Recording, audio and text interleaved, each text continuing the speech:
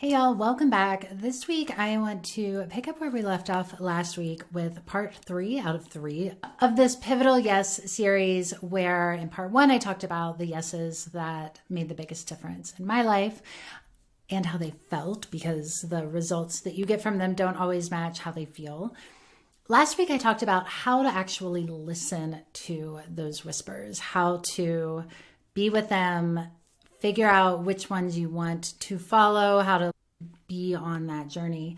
Today, I want to talk about radical self-belief, because radical self-belief is really at the heart of all of this as you think about the life that you want, as you think about taking these big steps, as you think about saying yes to the things that you want to say yes to, saying no to the things that you know aren't serving you. The world is busy and shouty, and everything in the world wants you to be a certain way. Usually comes down to getting your money or your attention or both. And what you get to do, and the reason that we want to talk about radical self-belief, is that you want to get to a place where you can live amidst all the noise. And you might hear it.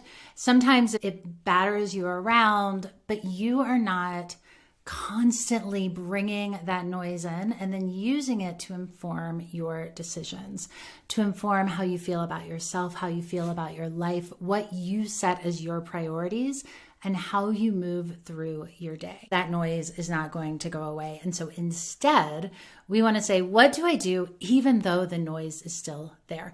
Enter radical self-belief. Radical self-belief does not mean that you believe that you have the answers when you know you don't. It's not false confidence that we're selling. It's also not bravado or machismo or, this pompous way of being. No, that is also not radical self-belief. Radical self-belief also does not require that you feel completely clear all the time.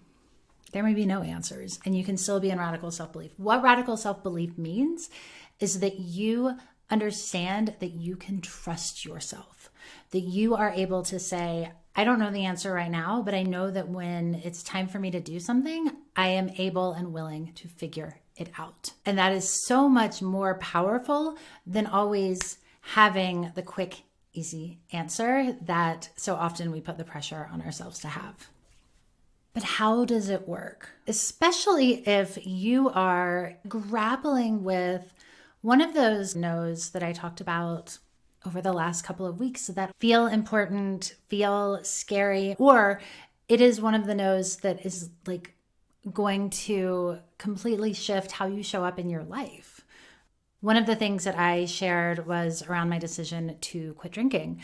That was something that I tried to ignore. I tried to push back. I tried to say, nope, this sober life is not for me. And at that point, when I was grappling with that decision, alcohol was a mainstay in my life. It wasn't something that other people would look at and say, this is a problem, but I knew inside, one, that it was, and two, that it wasn't going to end well.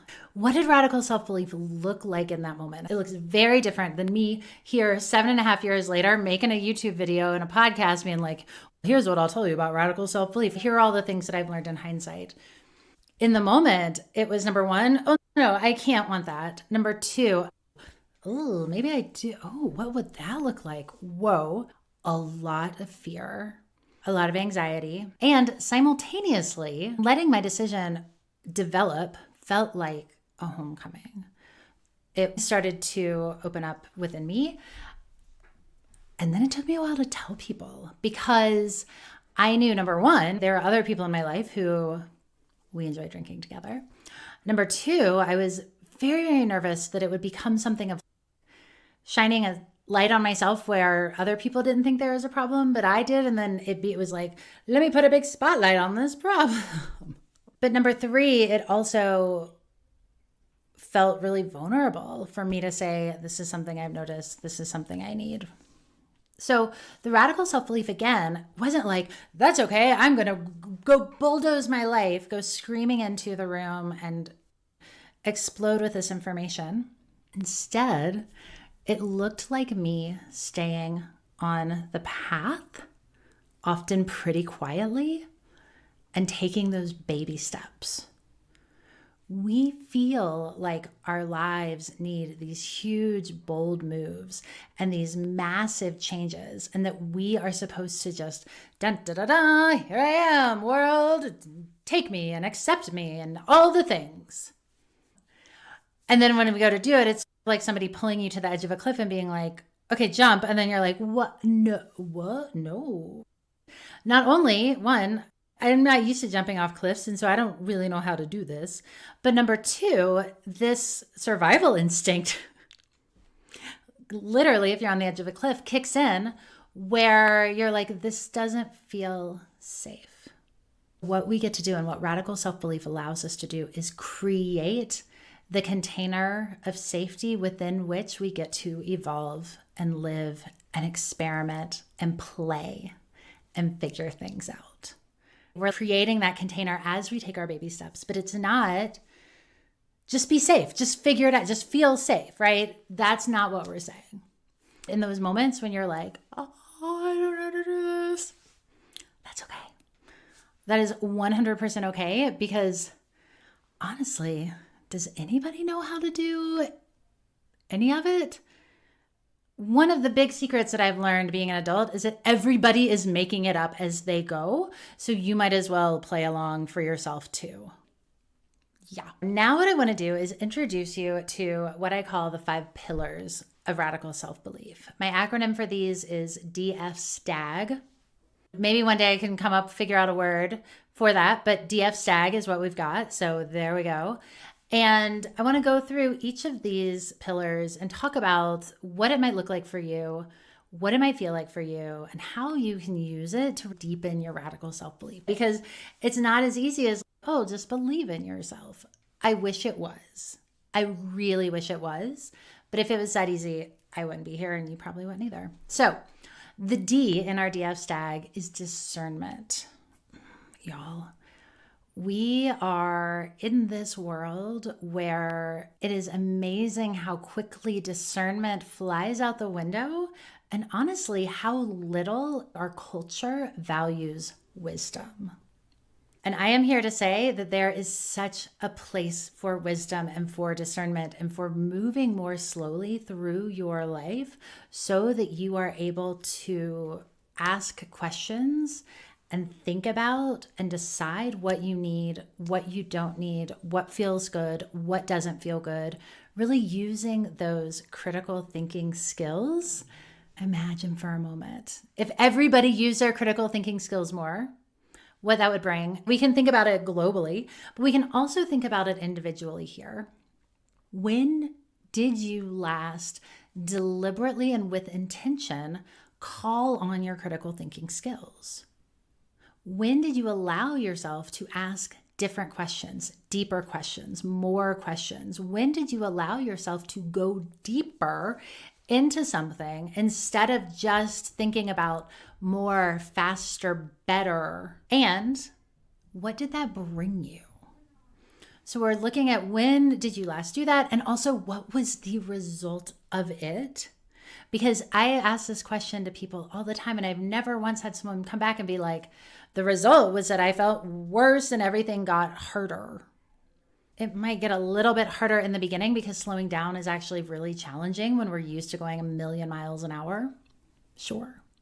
But what people say time and time again when we talk about bringing that discernment in is, oh my God, it opened up so much. And guess what? I realized that I already had the answer. I already knew what I needed, and I just needed to get out of my head. And what we're doing with that discernment is we're getting into our hearts. We're getting into our bodies. Oh, it is so good. And I want to be really clear. Discernment is not something that is a one and done thing. Discernment is not something that we only bring out in the beginning of listening to our whispers, that we only bring out when it's time to actually say them out loud. Throughout all of the different places you're going to go, throughout all the different steps of your journey, you are going to be leaning on that discernment as much as you can. And whenever you find yourself feeling wobbly, This is why it's one of our pillars of radical self-belief.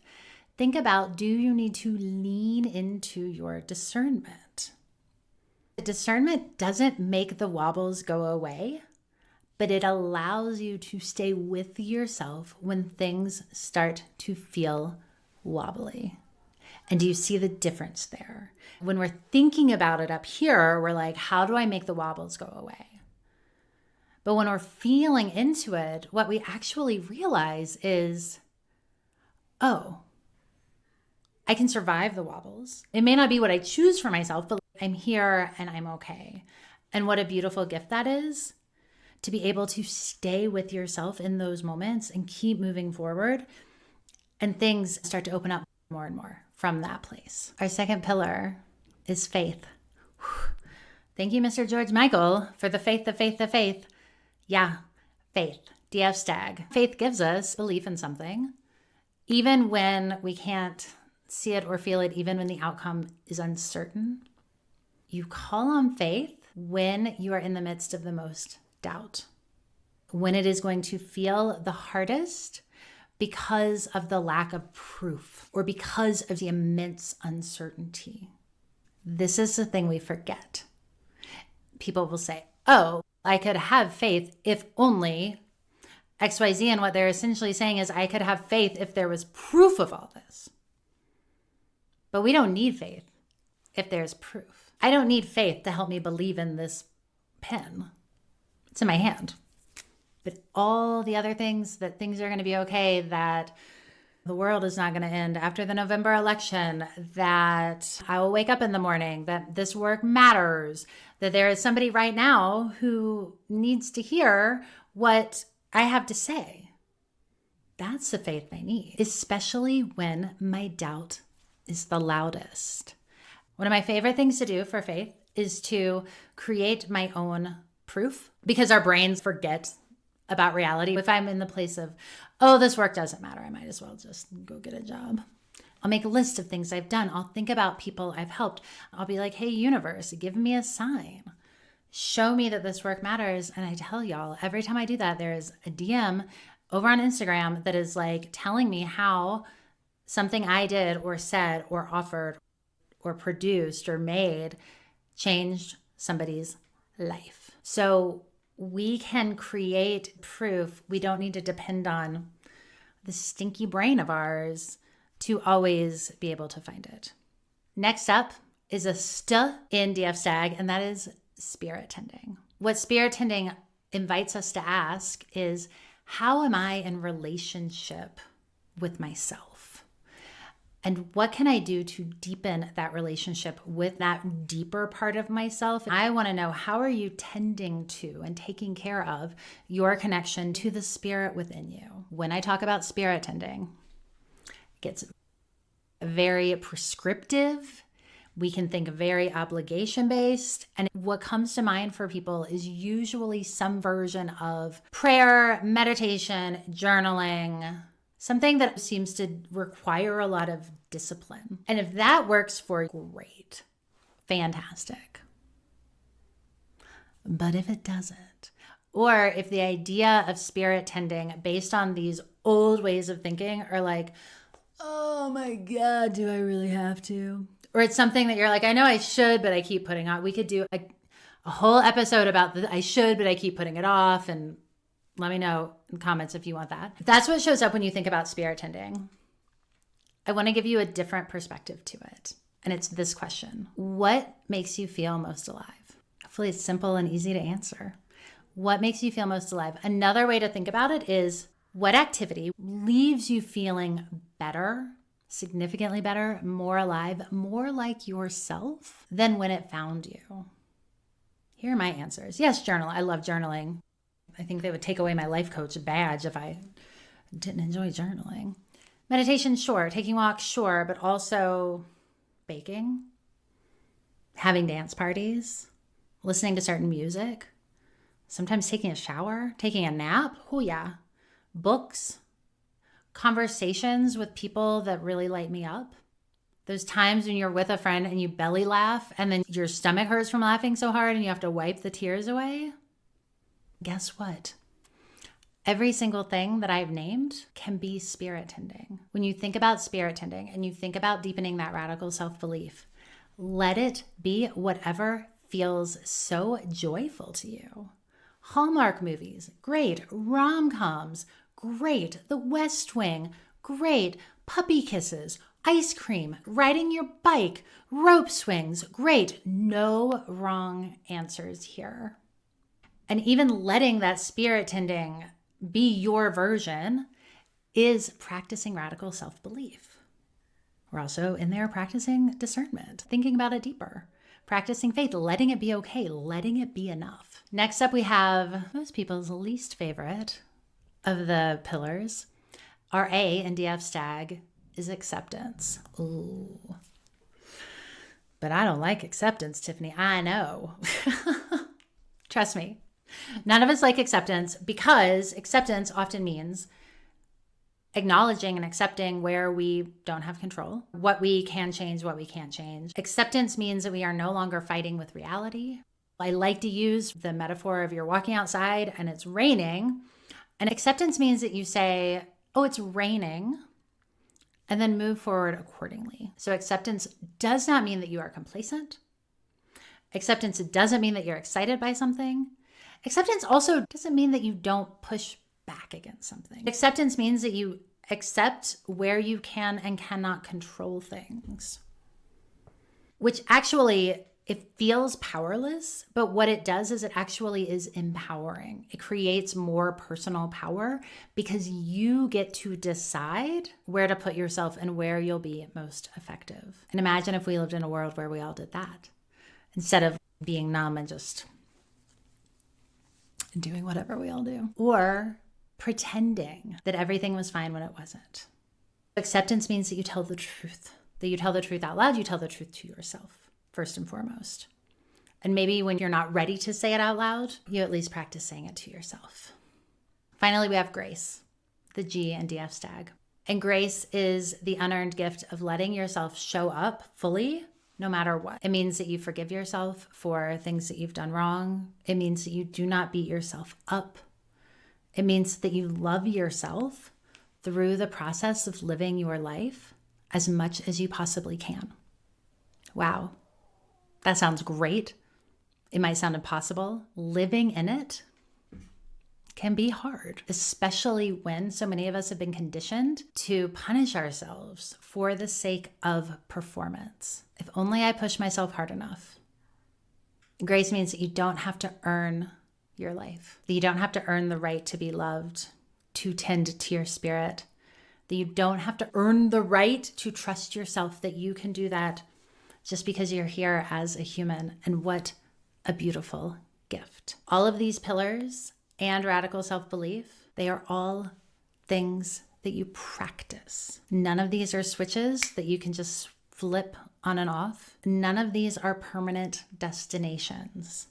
I wish they were. I wish it was like Inside Out and we could just arrive to the island of discernment, or we get all the islands up and then there we go, everything is fixed. That is not how this works. So what I want you to do now, when you're thinking about the yeses and you're thinking about the whispers you want to listen to, and then you're thinking about how to actually keep moving through it, I want you to commit to nothing more than practicing. You don't have to practice perfectly. It doesn't have to be something where you are consistent every single day and you never miss a day. We are not saying there is only one right way. In fact, I am saying your way today is the right way for you today. And your way might change tomorrow. And that's okay too. Because we evolve, we are humans. If we aren't evolving, the species is dying off. It's basic. That's how it works. So as you evolve, as your discernment grows deeper, yeah, things are going to change. That doesn't mean you were doing it wrong last week or 2 years ago or when you were 14. It just means now you have more information, grace, acceptance, faith. We're weaving this really beautiful tapestry of you and the life you want and how you want to feel. So when things feel hard, just do one rep. Think about what would be most helpful to me right now. One rep, a single rep. That is how practice leads to progress that we're all so hungry for in how we move through our lives, where showing up with radical self-belief just becomes a habit, just becomes how we are. Look at her. Ooh, I like it. But it's not something that you put on before you get started. And it's also not something that will be permanently with you. There will be wobbles. I promise. I promise. And I trust that you are a person who can figure things out. It's good. It's so good, y'all. It's so good. Tell me what you think. Let me know if you have any questions. Let me know your yeah buts. Let me know what else you would like to hear from. Subscribe, follow if you are not. Thank you for being here. I will see you soon with more.